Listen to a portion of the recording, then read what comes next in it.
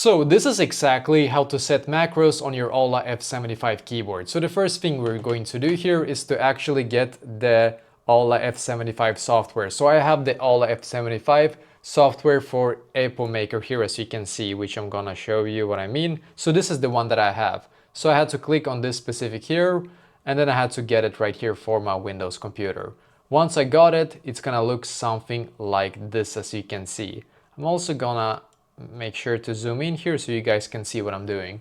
Now what you need to do is to select a profile here, click on macro, and click here to create, as you can see. Then click on the plus symbol right here, click on new macro. I'm just gonna name it test as an example here, and then click on record right here. Now start to record your keys here, as you can see, and then click on stop. We can also click on the save button here. Now go back right here to the profile, and then you can see the macro here.